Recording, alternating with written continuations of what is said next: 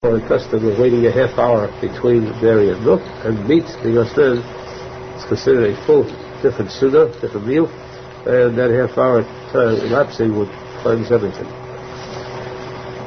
If what he ate was not ordinary dairy but cheese, the cheese was hard cheese, then he has to wait a full 6 hours between cheese and meat. The same thing as the meat and dairy. A full 6 hour waiting time is required. Unless the cheese is soft cheese, or cream cheese, or cottage cheese, or farmer cheese, then there's no waiting time. It's the same as milk. It's easy to eat meat afterwards just by washing your mouth. But if it was harder cheese, then the 6 hour waiting time is required. And we want to point out that there's a controversy raging about this item. There are many people who maintain that the cheeses today are not the real hard cheeses. We do not follow those contentions. We do not believe in them at all. We accept the facts as stated by many Gedolim that all hard cheeses are included, and you should wait 6 hours between hard cheese and this goes for Swiss cheese and all the other cheeses that are harder than the regular soft cream, farmer, or cottage cheeses. And if there is any doubt about this, if some very foolishly maintain that this is Chumrah Yeseda, too much Chumrah, the answer is that the Zayda Kodesh itself, Zayda Kodesh is very reliable. Halacha, at least we see that Zayda Kodesh says that there is no difference between meat and milk and meat. But in the Zayda Kodesh, just as well as you have to eat meat and milk, you have to eat milk and meat. We don't follow that Chumrah. The Zayda Kodesh, at least we see from there that there is enough of a smach to rely on as far as cheese is concerned. Therefore, Hashem and Afshar, those who want to be good, will be careful to separate the two. Separate hard cheese from all other dairy products. All dairy products you have meat after a half hour, or after cleansing your mouth, and after hard cheeses, you wait 6 hours. As we learned, the Torah Kodesh says, Paspag, those who are careful about mixing these two, are zecher to a high degree of purity, Kriya Adam. They're not afraid of the fear of animals, because they are Chinas Adam Medaber. We have to purify ourselves to serve Hashem the Emes, to see the B'nai Hashem.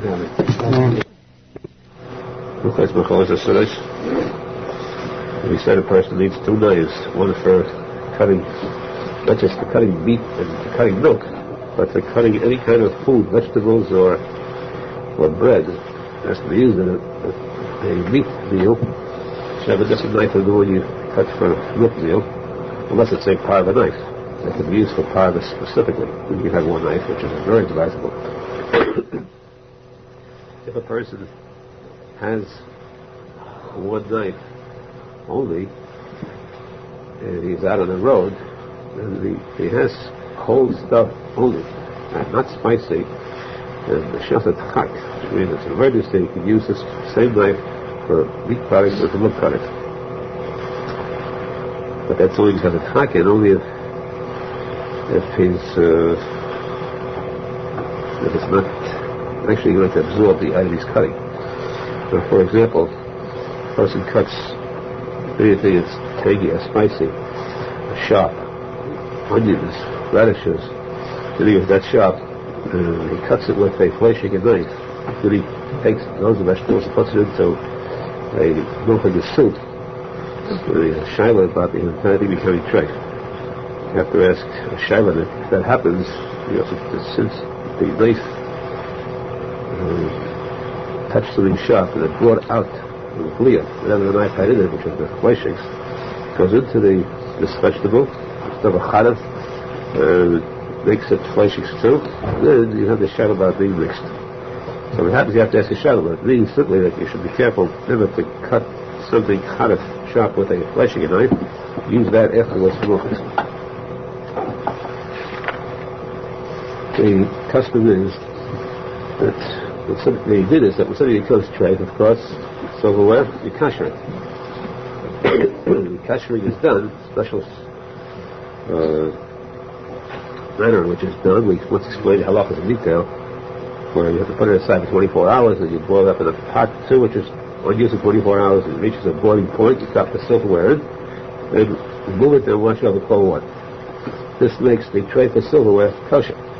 Now, since it could remove tray from the silverware, make it kosher again, the question is, could you take a set of silverware that was used for milchiks and kasher it, and make it arva, and then use it for fleishiks, the same set?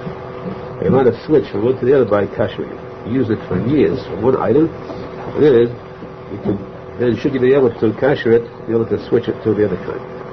The thing is that some sefer says that you cannot do this. You cannot switch one to the other, though you're allowed to switch from tray to kosher. So it does help. Switch from one to the other, you're not allowed to. Not that the silver doesn't become kosher, you have to do it. Because if you do that, people will become very lax with their silverware. Use one set and keep switching it one to the other. So in that case, then he says it should not be done at all, unless, if, let's say, that a whole set becomes tray by some means, once you can kasher it to make it kosher, you can also kasher it and switch it over to the opposite. Let's say if a set of fleshing is silver and became tray, you're allowed to kasher it and then usually afterwards milking the silverware. Or, at a Pesach, when people kasher the silverware from Chametz to Matzah, they haven't got Mr. Pesach says they haven't got the extra set of silverware, they kasher theirs, they can then use it for the opposite. But ordinarily, if it's just plain kasher, one kind for the other, that should not be done. There are certain types of food that need a siman when sending it. The butcher sends meat.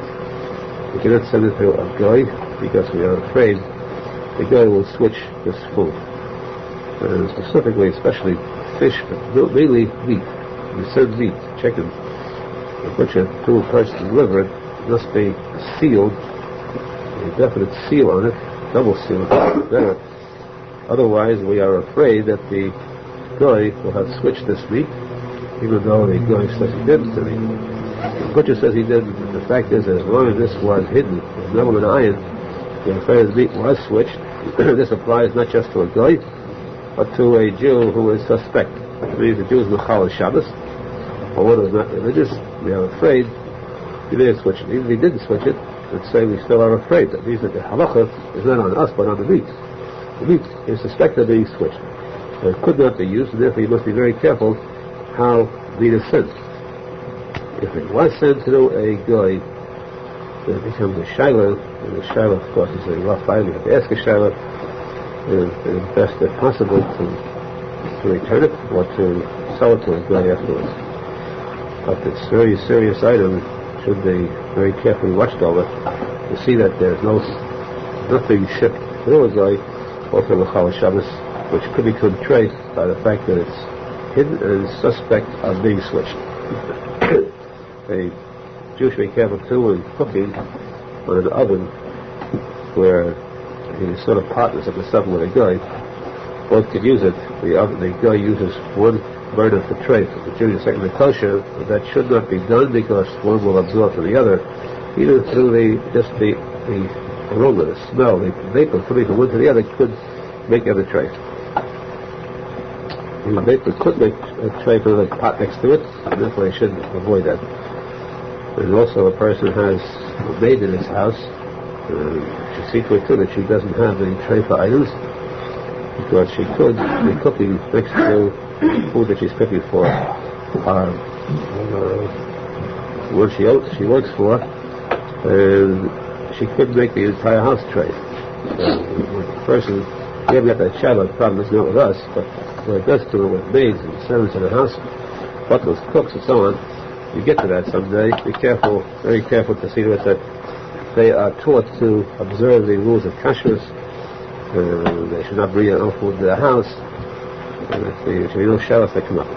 We should be careful to have a lot of servants the way we're supposed to have. The entire world is supposed to serve us. We in turn should be true servants to Hashem, serving Hashem the emes, discussions and tzadik. We should see that time, ultimate geula shleima. We should see that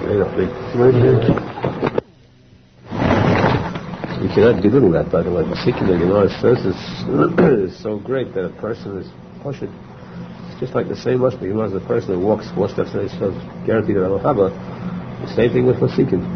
So we got a piece of your today, this morning. Baruch Hashem for that. Continuing the din of machalas asudos, those things that are forbidden. The din says you're not allowed to bake bread, dough, mixed with milk. You're not allowed to mix milk in dough when baking bread. Why? Because if you do, you might forget, and you might eat this bread with meat. Bread looks like ordinary bread. You don't see the look of the bread when it's finished baking. So you might take a slice of this bread and eat it with a meat meal, and that's eating basar v'cholov. You just learned about that. You cannot eat, cook, hanor. Therefore, what happens? What happens is that let's say a person says, I'm going to be very careful with this bread. I baked it with milk, be very careful, no accidents can happen. I'll put it inside a place where it cannot be mixed with meat, only with milk. And it's guaranteed there'll be no mistake. You put it in the milky kitchen, a big sign, this bread is milchik, and have to remove from this room. All the precautions possible to take. He takes this bread, and does it accomplish anything? It is all to no avail, because the bread, the minute there is milk put into this dough, the bread is not also to eat with meat. The bread becomes treif. Just like mixing milk with meat is treif, that's how milk with bread with dough is treif. This, of course, has its limitations. There are certain cases where it's permissible. If, let us say, a person bakes small pieces like buns which are eaten in one bite or one meal with milk, that's permissible because we see this cannot be mixed with meat. If it's bread, you can slice up parts of one meal, parts of the next meal, you're not allowed to. But if it's a special size, a small sized bun, where you know it can be eaten only with milk meal, then there's no problem. Or if the bread itself is baked in such manner, in such a form, special type of bread, special twist, or a special type of loaf, the shape of the loaf is such that there's no mistaking it, then it is permissible. Interesting to note that the Rebbeim say that what's meant by the shape of the loaf being special. It means the entire shape is different. So it's formed into a certain type of twist. But if it's a regular shape, only on the bread itself you have carved out the letters cholov, milk. That you want anything better than that? That's perfect. You have the letters carved out on the bread. Bread is still treif. Letters do not help. Because a person would bake up a piece, you wouldn't see the letters anymore. The ches is broken off, just the lave remains. Then it bears a serious chachma, which means that a person twists this the wrong way. Wow. So the bread itself becomes usher unless it has these two items. Unless it is baked in a small form, like a bun, it can be eaten with this meal alone, or unless it's baked in a special shape where there's no chance of mixing it. Same thing too, the same token exactly. The person bakes dough and puts in it animal fats, kosher fats that is. Kosher fats, fleshy fats, into this dough to give it a more oily taste, fresher taste. But what happens now becomes, you cannot eat it with milk. You can't say, I'll watch this for fleshing the meals again, unless it's special shape. The same thing is with this too. It's not that if you want to watch carefully, eat this with flesh, you're allowed to. It becomes a treifa item. This item becomes treifa. There's no way you can say, I'll watch and be careful.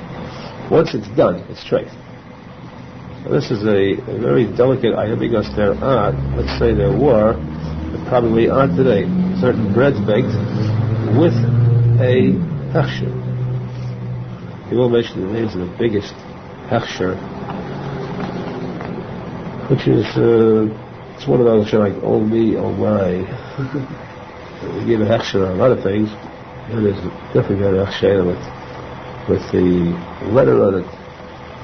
And these hechsherim stand for like the Bible. They say kosher, that's it. Like it came straight from the Pope. So in this case specifically, there were breads that had the hechsher was marked K.M. kosher milchix, just had milk in it.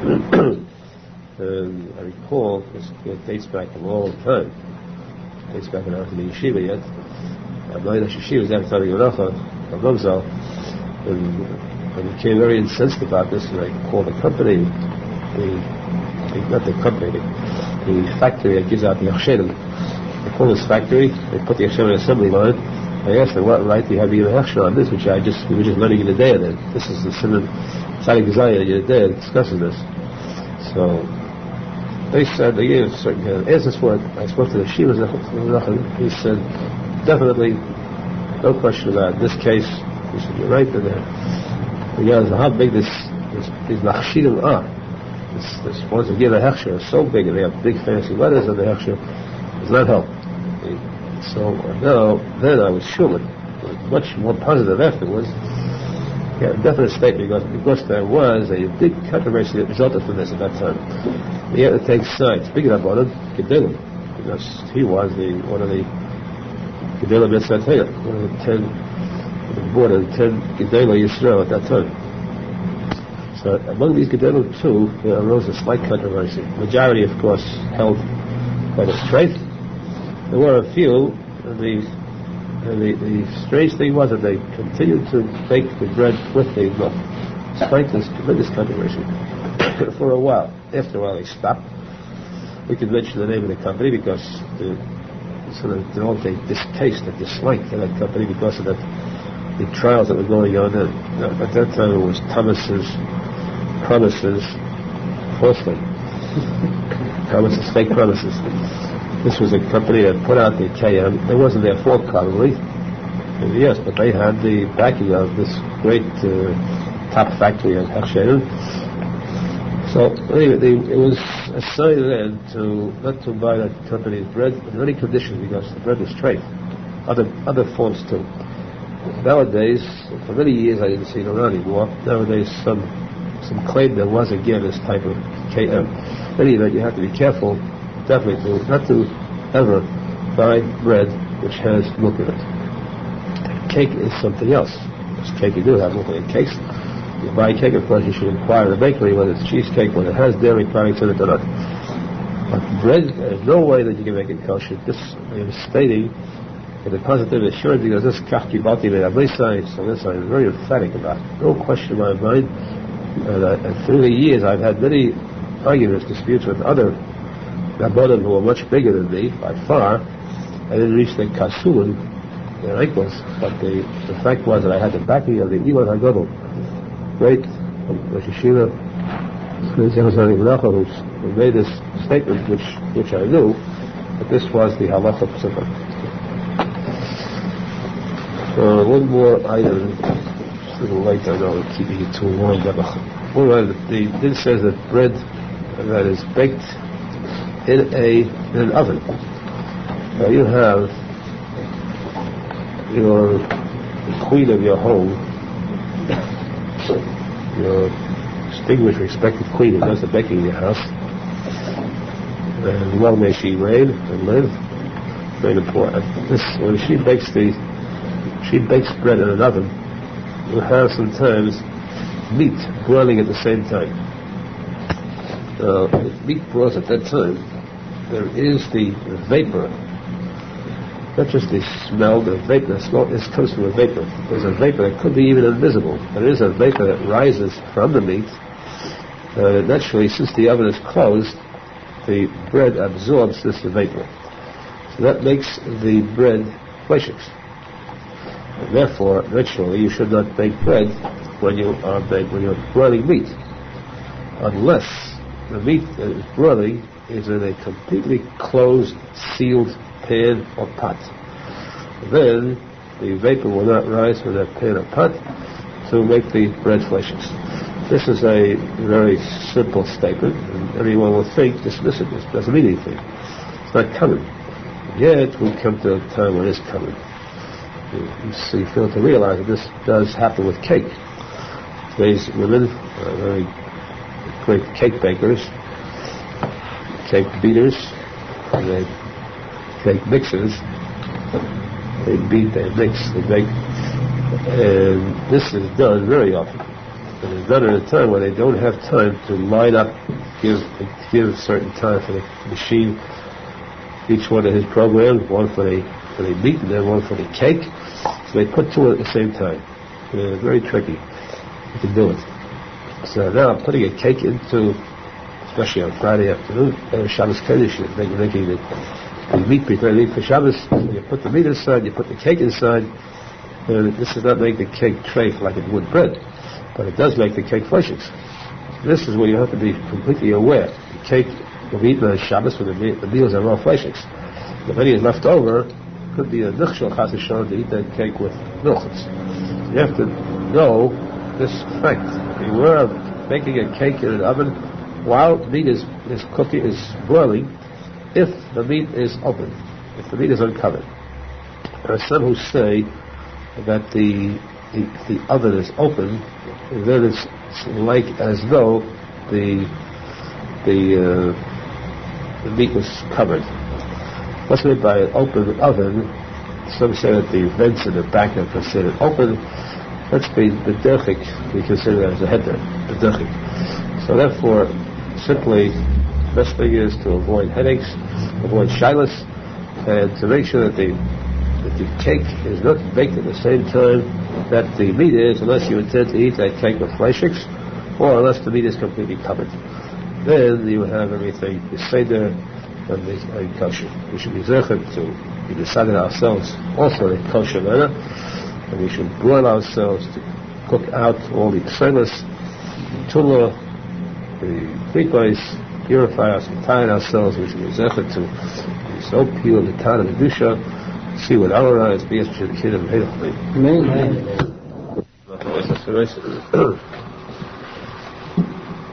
And then says, the Lord tells us that there are the din of Talmud, worms that are usher. Worms in general, besides being not too tasty, are also not too kosher. Not permitted to eat worms. The special din, mitzvah the Torah, it says if you didn't eat worms, rodents, crawling insects, and so on. There are certain ones that are not kosher or do not taste good. There are also ones that are very dangerous. Where eating one could prove fatal. The Lord says that by certain waters, you drink the waters of a stream without putting it through a sieve, without sifting the water first, you're liable to swallow a certain type of a small insect that's found in the water. In Hebrew it's called an aluka. In English it's something like a leech, where this insect is swallowed and attaches itself, like a tapeworm or leech, attaches itself to a person's inside, and it keeps drawing out the blood within the person, blood or the life of the person, and the person slowly dies from this item. As it shows, and therefore the din says that a person be very careful not to drink water from a flowing brook or a stream, because these are very commonly found.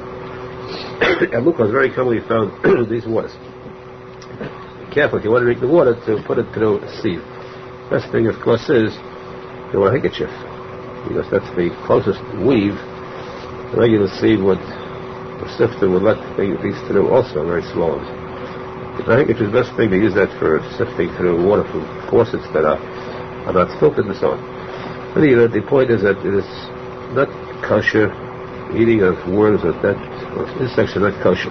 Therefore, too, we have a din that worms that are found in fruit, a worm that's found in apples, is not to be eaten. The only thing worse than finding a worm in an apple is finding half a worm in an apple. And biting into finding half a worm, you feel sort of sick to the stomach.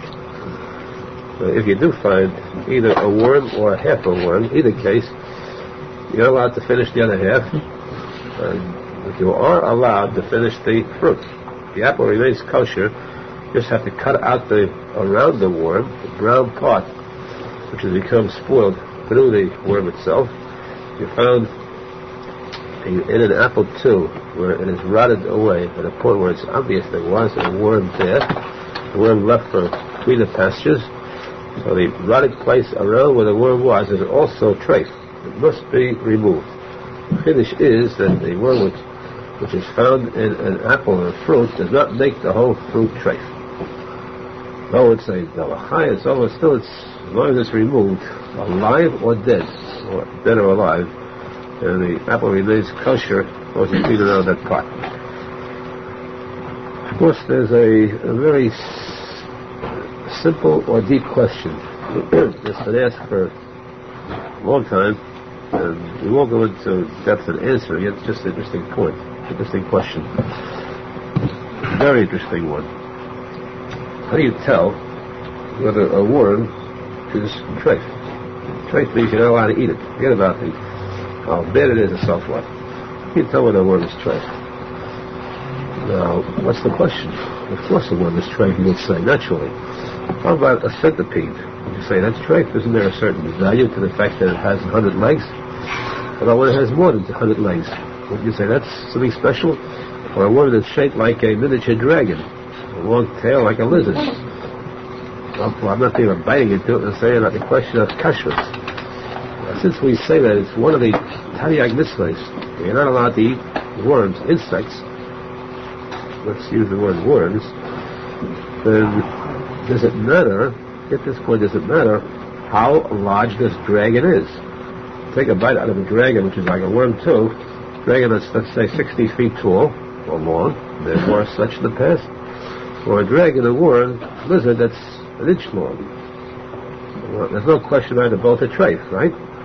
Now, how about if it's less than an inch? How about if it's 1,000th of an inch? If you look under the microscope and find these things crawling, all different sizes and shapes. The amoeba, paramecium, you know what those are, different forms and shapes of worms. You take a glass of water that you drink right from the faucet with relish, and look at how clear the water is, perfectly clear. Not milk water, of course. The regular water, stream water, is the beauty of this water, crystal clear.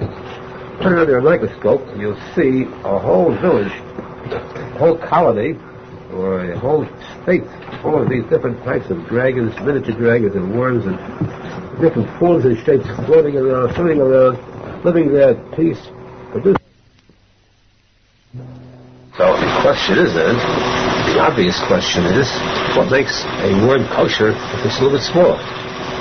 Just because it's smaller than the size of an inch, or a quarter of an inch, or a 100th of an inch, which you can see, 1 iota less makes this smaller. Put them all together, you still have a large size worm. That's the question. The fact is, though, that people eat dragons. No question about that, or they swallow them at least. Of course, the answer is very, very obvious, doesn't take even talk about it. Still, very simple mind can understand the answer. It's just it's food for thought. And that kind of food. Think about it. Now, one final item. It's very dangerous. Very dangerous to think. It's not a pressing matter right now. You can still drink water. The answer is you're allowed to drink water. It's very dangerous to note, or you have to note that it's very dangerous that there exist in vegetables, flowering vegetables, in lettuces, cabbages, there exist worms. These are actual worms, and therefore that makes the vegetable trait. For example, when you have to use butter for Pesach, we use horseradish, and most people prefer to use romaine lettuce because that is the original butter that's mentioned in the same time. Though it is surely better. Otherwise, it's surely better because it's the original butter. However, it is surely better to use horseradish, as we have seen from our gedolim in the past, because of the fact that horseradish does not have any worms, while romaine lettuce does. And even those who eat romaine lettuce who claim that they look through it and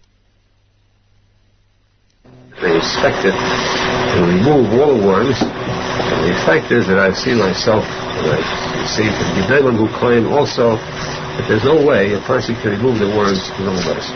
They are so deeply embedded within the leaves of this lettuce that no matter how hard you try to remove it, you cook the lettuce, you find that after removing everything, they have them floating to the top. So that's why it's And then it says it's very dangerous to use this kind of lettuce and to use this kind of food. Be careful not to have any kind of these worms, any food things. These are the tame, the person's nefesh chas v'shalom. Therefore, the din says, Peter says you should remain holy and pure to Hashem. If you remain pure, Hashem will purify you too. You'll be zeichet to hold true, which is zeichet to this Tara Kedusha, the sleep Be'eridu, this is going to be. First of all, and he did a wine of a guy. First, the side item, the item which is usher, about he says, the person asks a shayla. He goes to a dove to ask a shayla about a certain item. Whatever happened, and the dove says the answer that this is treif. It's usher. The Gemara says that this person is not allowed to go ask a second dove the same shayla unless he tells the second dove the first one said it's treif. So he should be guided because he comes anew. He won't look that deeply into it, and he won't be aware that there is that serious question. Plus, maybe it'll be very embarrassing to the second one. So, it is best, of course, if a person asks Eidov and Shiloh is finished. But if he wants to go further, pursue this topic further, and question one against the other, he must notify the second enough first that the first one had declared a treif, and then go on. That's the din. Naturally, the best thing is when a person is zeichet, he doesn't have to go around shopping for different types of opinions. He has one, and he sticks to that one. The person should have one, and he follows strictly whatever he says should be followed. And the Gemara says, there is a leader or leaders who should be taken as law, as din, same as it was at the time of Moshe Rabbeinu. His word was din for everybody. That way a person will avoid all these problems. I think it is to follow everything that's said, and not to go against it. Midas will means right or left. A person could say, I'm going to the right. The right is the correct way, which means that if the Rav told me that this thing is kosher, I want to be more strict. What harm is there going towards the right? Because the right and left is the same thing. Exactly the same thing. You're told this thing is treif, you eat it, the person eats it, you're actually committing a grave sin. Sin is exactly the same as far as the leisosur if he refuses to eat when he's told that it's kosher. Because if one is machmir more than the Rav, his remedy is an automatic kiruv, he says. You should be able to fulfill, obey, to carry out the teachings of our rabbis. Then of stamiyinu, one quick word, wine. In the old days, when there was a Avodah the guy were a Avodah. So if a guy touched wine, he just touched wine, not just drank it, he touched it. Touching the wine by a guy made the wine not just treif, made the wine not just osir b'shti, you cannot drink it. It was also osir b'anah, you can have no pleasure out of it at all. Same as basar b'chalam. Wine that was touched by a guy could not be sold, could not be used for any purpose, could not be used to wash dishes with anything. It had to be destroyed completely. You cannot give it away as a gift to a guy or anything. It had to be destroyed. That's how strict the din of yayin nesach was. Nesach, wine that's touched by a guy, used by him, because the reason was that if a guy touches wine, he has in his mind a medazara, which to him was a case of not a Bible worship. Well, then because if a Jew would receive payment for goods from a guy with wine, the payment will be worth zero. You have to destroy it. Nowadays, though, we call it stamiyinu. It means that wine that's touched by a guy today has the same din of being usher to drink. It becomes treif. But if the wine is touched by a guy, it's usher to drink, and it's not usher b'anah. It means that if a guy touched his wine, if he had a case of wine, let's say it costs $20, $50, whatever it is, and a big barrel of wine, $100 barrel of wine. The guy touches it, it becomes usher to drink, it becomes treif as far as he's concerned. He still may sell it to a guy. You still get the anah out of it. Or if he, say, receives payment for a debt, wine that's study in him, he still sell it and get the young out of it. But he's not allowed to deliberately go into selling yain asaf, study in him. That he's not allowed to do, because it's have no out of it. But the evidence is good. You're allowed to. If you go into doing business with this, you have direct hana and make your living out of it. There are some places who say that's permissible too, because today there's no further chacham than that. However, the majority of places say it's better to not hear that, not to do business with it. If you happen to have yain stamiyinam, you can't help it, then of course you may dispose of it with the money. This way a person should be careful to today also consider the wine of a guy exactly the same as it was in the olden days as far as the isa. In fact, much so, the Din says that the wine that is touched by a Mechal Shabbos. Mechal Shabbos is the same Din as a guy. When Mechal Shabbos touches wine today, the wine becomes awesome. And that is why the solution to this problem, a guy touching it, or Mechal Shabbos touching it, and making Kiddush, is to have Yain Mabushal, wine that is cooked before. Cooked means that some of the wine evaporated in cooking, no matter how little it was, once it is cooked, it no longer has a din of Stam Yainam, but it's touched by a goy by the Chal Shabbos, and this way it solves all these problems. Which is therefore to cook, remove the Isa from within ourselves, and the idea should be emes, and therefore to see the Yeshua. The din of Yain Nesach, known today as Stam Yainam. You mentioned already that the wine of a guy that touches nowadays is not asa b'hana anymore, because there is no more actual avodah zarah today to that extent. Today, a guy touches wine, it is asa b'shtiya, you don't want to drink it.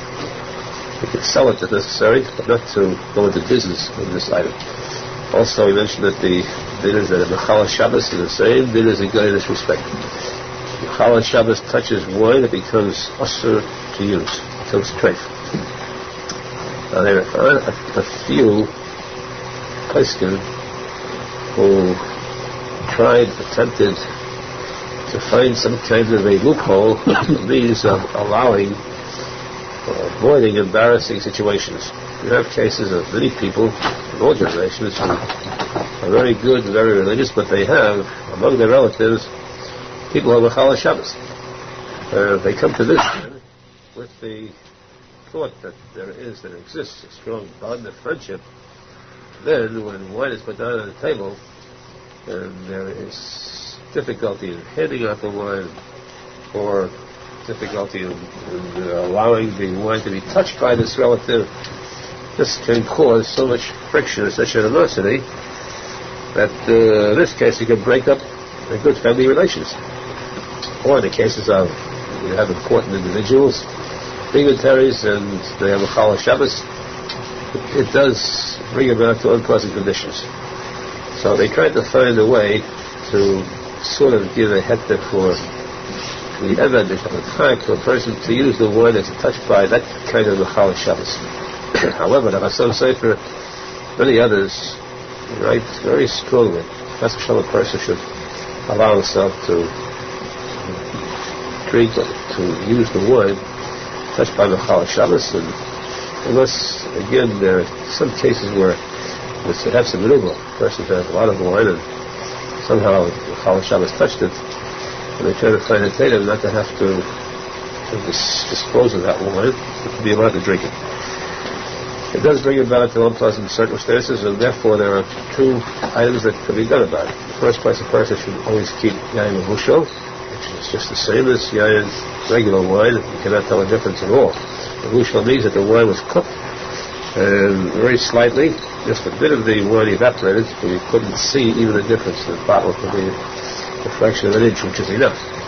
And then that wine no longer is in danger of becoming treif by having a Mechal Shabbos or even a guy touching it. There's also, immune against another thing, there are some tactic not to allow a guy to look at wine. If someone who's customers, and if a guy looks at wine, and he aligns, has a good with his look at the wine, he can do harm to it too. So So they wouldn't use that one either. In case of yain melushal, you have no problem because if the guy couldn't hurt it by touching it, he surely cannot hurt it by looking at it. The same applies to the Chala Shabbos. The other alternative is that a person should be careful. What he keeps is kept in a safe place. When he does, let's say, serve people who come to his home, Chala Shabbos, he places on the table only enough wine for the cup being used at that time. Replenish it with another supply. For instance, you can keep small bottles of wine that contain 4-6 ounces each. That way you have no problem. The way they give in restaurants and hotels, small bottles that you give the person his wine and it belongs to him. The point is that the person should be very careful to avoid the problems with the wine which can become trace. And as he said, yain melushal is the solution. Well, if that's the case, how come all wine is cooked? Why not have yain melushal throughout the world, universally? The answer is that to a degree, the halacha is that yain, regular wine, not melushal, is a little more hidul mitzvah. It's more strict mitzvah than yain melushal. For Kiddush, for Pesach, but at the same time, it is true, yet this point surely outweighs that, depending where you live. In America and everywhere, these things could be touched, Kiddush in shul, as a guide, and so forth. The Chala Shabbos would come in inadvertently, not that they mean deliberately, but these things could be harmed, so therefore the safest thing is yain melushal. There is one more item that is found, I got the wine that is found, let's say, in any type of fish sauce, or found in champagne, I don't know how a little bit of wine, drop of wine in it. The wine does not become bottled. Let's say you have so little bit that doesn't count. This wine is strong. The only thing is that when this wine becomes bottled, as far as the guy touching it, if the wine was mixed into food, and then the guy touched the food, that wine is bottled as far as touching the guy. But if the wine was put into the food by a guy, certain products that have wine in them, and that wine was put inside by the workers in the factory, means the wine, the original wine, was touched by a guy that does make the food trade. You must always watch for products that might have wine in them. There's one more ingredient called Weinstein, which in English is tartaric acid. This is a type of wine product, grape product, and it says, it says that it's mutter, this else is mutter. There are some who are a little careful with it. So if possible to avoid it, then actually you're better off. Let's say it's impossible, you can't help it, then tartaric acid would be kosher, not be considered actual wine. Finally, the wine that is contained in jars, the wine that is unkosher, this wine is touched by a guy, and in the jars, these jars too become unkosher. You do not use them. Wine that is held in these glass jars or bottles of any kind. Speaking about glass ones, they become unkosher, but they could be kosher.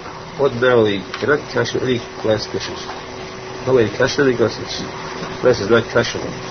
But in the case of yain nesach or yain stubs that was held in these bottles, they could be koshered by soaking them for 3 days. Soaking means filling it with water, 24 hours, and then disposing of the water and replenishing with new water, and doing it a third time, 72 hours of water, and good kosher. Or, in this unique case, you have a case where 12 months goes by, the passage of 12 months, that these bottles are used, makes the bottles kosher because it removes all trace of the wine from within these bottles. This does not apply to any other halacha. Keep that point in mind because there are some people who foolishly apply this to other cases. You get a tray for dishes, and they have it set aside for 12 months. They say it's finished. It says 12 months. It does not say 12 months. It says only 12 months in reference to this wine, or it's in the glass jars. And that's where it's a unique case. After 12 months, there is no trace of the taste of the wine left in the glass. This is these are the halachas. Taking care of the iron means purifying the eyes, referring to yain, which means to purify ourselves the emes, and to use yain, as the Gemara says, yain is samach. Wine brings the simcha. Wine brings the greatness. That's Zohar Nasa person become great and leader through the use of wine. And that is why now we want to mention wine refers to Kiddush. We mentioned many times that the Zechus of a Neshama is for the son to say Kaddish, the son to learn the Mishnayos, the son to daven for the Yamid, and then to crown it all with a ticket given. There is a bracha said to drink something for the sake of Aliyas and Neshama. Today is the outside of Abba Bar Yehuda Halevi, and Shalom, we want to mention that his schus, he was Zochar very, very much to have children who are very much medactic mitzvahs, if not to follow the Arizal's teachings well, have a son who learns in the yeshiva, learns Gemara, a son who is very zohir, to show true respect even Av by keeping this outside so meticulously. Let's hope that the Neshama, this chus will have an aliyah, and in turn the Yerushalmi is followed for his children. Every Klal Yisrael, the entire Klal Yisrael should have a Yeshua. Those who are ill, the poor should have it. We should have simchas, celebrations for the Klal Yisrael to be able to share the we come to the dinner of brachas, various food items. For bread, naturally, it is that you make a mitzvah. And it is also that for bread you have to first wash Shidduchim, and then you make a mitzvah. The amount that you have to eat is a kazayas in order to bench. So bread is a standard food item that constitutes a meal. Of course, bread itself is the most important food item that exists. This is brought in the day, but Arizal speaks about it later. Bread is something where it would seem to us it doesn't have much of a taste. It's not as tasty as cake. It's not as sweet as cake. It's not as satisfying as meat or other types of food. And yet, it is the most sustaining food out. It is clever of everything else. That's why bread too has a special. The word itself, bread, stands for so many things, so many different items. It stands for the kailel of everything. 3 times lachem, 3 times Hashem's name stands for teferes, kailel. So the 3 others ekdashim, kailel the shin. Plus the fact that lachem also stands for food, meaning the spiritual, the Torah. War, a person goes into battle for learning Torah. The entire concept of study of Torah is battle. Learning alone is not considered learning. The Gemara says, sword strike those who sit alone and learn. They must learn together. You have to learn together, then you have the battle that ensues, and you have the results that are so gratifying and fulfilling. You find the entire Torah itself, the Gemara, is filled with machlekes. Shadish, the average of the Torah is machlekes, till you have the machriya coming in. So too throughout the whole creation. You have chesed and din, and then you have teferes, which is machriya, which brings about peace. So too the entire study of Torah. This is, in Kitzur, this is lechem bread, which is the sustaining factor, and which of course too is that which combines. What is the lechem that combines 2 opposites? Lechem is that which combines the neshama and the guf. They would leave, they would depart one from the other. The neshama would depart, but didn't have bread to keep it alive, food to keep it alive. So before lechem of bread, you have the din of tiras adayim, amaitzi, and mekas hamosik. Now we come to the din of cake. Cake has a different din because cake too is special. It has the bracha bigas mazonis, and it has a special bracha at the end. Bigas me'in shalish, which means a shortened version of the bigas hamazon. Bigas hamazon is called 3 brachas. 3 basically the atayna, and then the 4th one atayna meitiv. The bracha of the cake is me'in shalish, which is ala michya. And this bracha is like the regular bigas hamazon. It shows that cake is very close to bread. Now, the din of cake is though that there is a limit to how much cake you can eat. The Yitzhak with bigas mazonis. It is, of course, the most important food next to bread. in that proof is the fact that if you have a variation of foods, you have fruits, vegetables, and liquids, everything else, dough bread, you have to make a separate bracha on all these items. The first bracha always is bezoidus. You have cake and fruit, cake and liquid, cake and vegetables. Bracha bezoidus goes first always. It leads everyone. So it shows the chashivus, the importance of cake over others, the priority of cake. He said this is only if he eats a limited amount. Limited amount means, begin less than the size of 4 eggs, which is a very shocking small amount, meaning that if he eats 4 eggs or more, the size of 4 eggs, and it no longer has a din of mezainis and alamichi at the end. It becomes the din of bread. First he eats more than the size of 4 eggs of cake, he must wash, make a bracha on the dayim, and he must make a mitzi, and he must bench after it. This is something that's very difficult because it's you don't find this din being held up properly. So a person who wants to keep this din right should seek to limit his intake of cake in one sitting. If he does eat a small amount, say close to 4 eggs, and he decides to eat more, then he doesn't have to wash and make a mitzi, but he could eat more up to the size of 4 eggs again. If he decides to eat more and to eat 4 eggs, size of 4 eggs, if he must, if he was middle of eating it, he must wash, make a new mitzi, and to bench for it. So the alamichya, he doesn't have to say anything, he goes to benching or kamer. Of course, this is again, I said this is a difficult item. The only solution to this, if a person wants to do what is right, is to try to avoid eating too much cake at one time. 4 eggs, we can always say, means these lachs eggs, which are double the size of these eggs, or some would like to say that it's the eggs of a vulture because he's like one. Still, it will be larger amount than the one is prescribed. Still, for the sake of safety, if they keep a lower amount of intake on cake at one time.